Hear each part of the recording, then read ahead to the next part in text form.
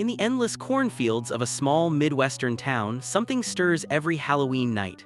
A creature known as Sawtooth Jack rises from the earth, pumpkin-headed, blood-soaked, and desperate to reach the church before midnight. If he makes it, the town burns. So every year, the locals unleash a brutal ritual called the Run. Dozens of teenage boys are locked up for days, starved, then released to hunt the monster and eat the candies stuffed inside him. Whoever kills Sawtooth Jack wins it all: a brand new car, $25,000, a house for his family, and the one thing no one else has: permission to leave town. Girls aren't allowed to join the Run, and each family sends only one son. And every year, not everyone comes back. This is Recap Blitz, and today we're diving into horror and fantasy film from 2023, Dark Harvest. Spoilers ahead, watch out and enjoy. On Halloween night in 1962, a group of masked boys ventures out to hunt down the infamous monster.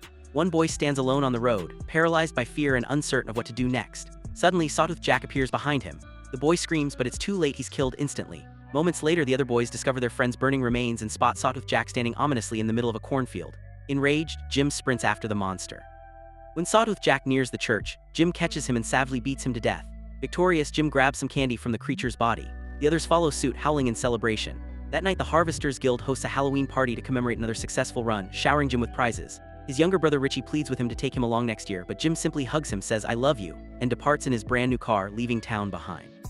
A year later, Sheriff Jerry shows up at the school 5 days before Halloween. He reminds the teens how crucial the Run is to their survival, presenting grim photos of the year they failed to stop Sawtooth Jack. The monster's rampage, symbolized by the destruction of their crops, serves as a cautionary tale.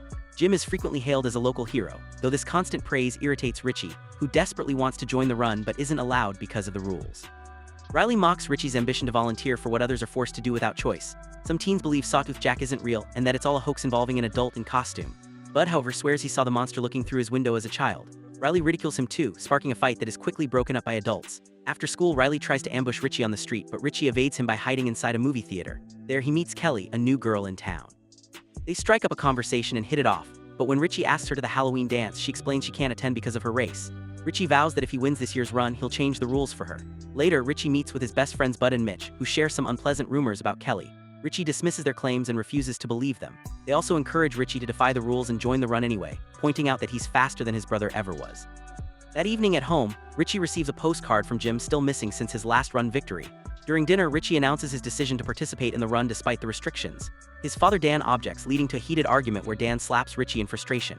Angry and defiant, Richie declares that no one can stop him. He storms off to his room, later sneaking out through his window to spend the night smoking with Jim's ex-girlfriend. Meanwhile, out in the cornfields, the farmer approaches an empty scarecrow stand and carves a pumpkin. He affixes it as a head for the scarecrow, who is no longer lifeless. Sawtooth Jack stands ready for another year's hunt.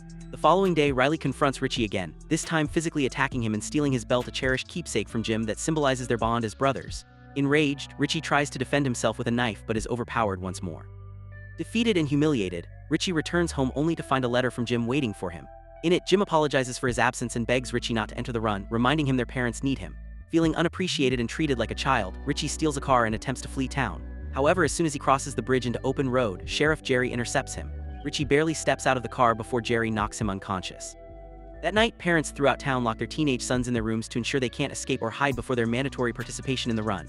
Left without food or bathroom breaks for 3 days, desperation builds among the boys as they pound on doors and walls begging for release. This cruel tradition is meant to harden them for what lies ahead.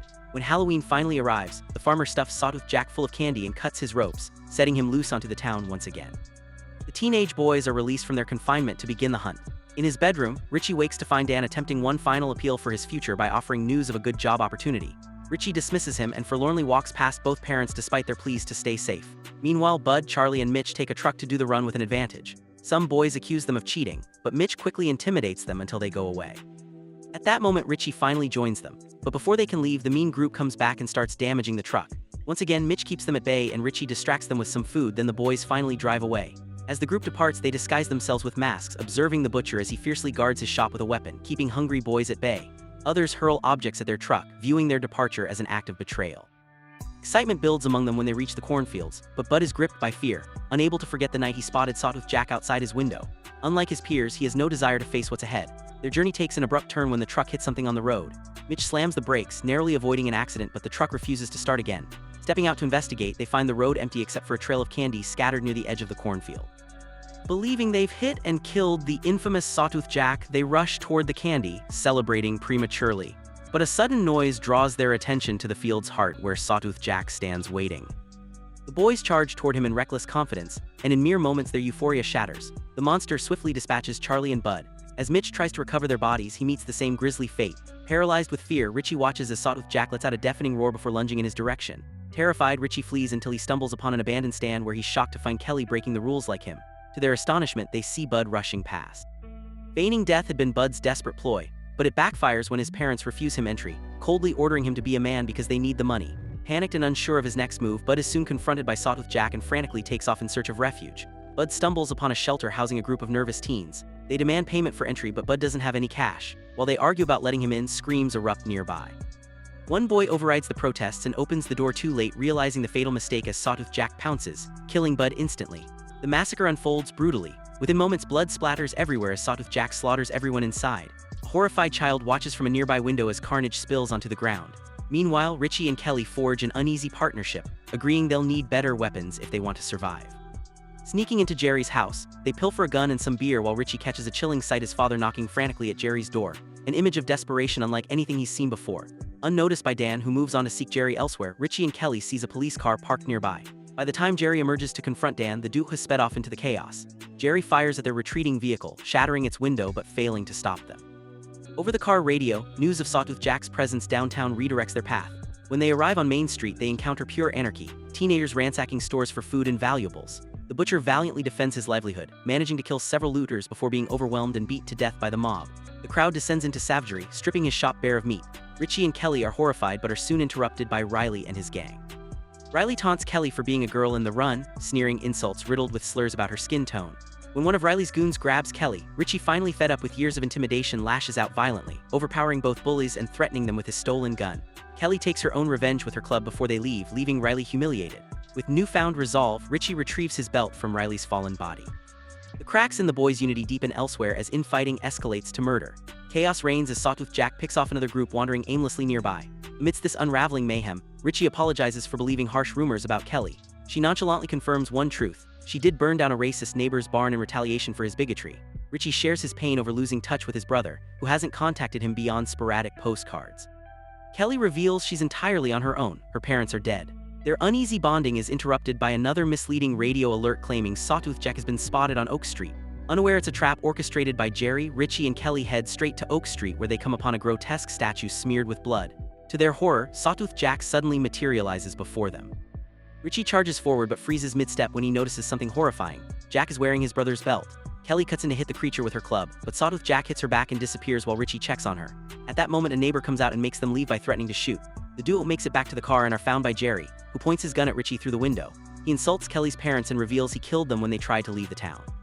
Kelly, overwhelmed with rage, lashes out and inadvertently forces the gun to fire, with the bullet grazing her head. Richie quickly shoves Jerry aside and the two flee the car in a desperate attempt to escape. Meanwhile, Sawtooth Jack arrives at Jim's former home and finds the haunting messages scrawled on the walls during the 3 days Jim was isolated before the run. Screeching in fury, the creature sets the house ablaze, obliterating it entirely. Nearby, Dan confronts Jerry, urging him to stop this madness, but Jerry snaps back, recounting how skipping the ritual 1 year caused him to lose a loved one. He insists that the town must summon courage and do what's necessary. Dan breaks down in tears but ultimately concedes, unable to defy a law enforcement officer.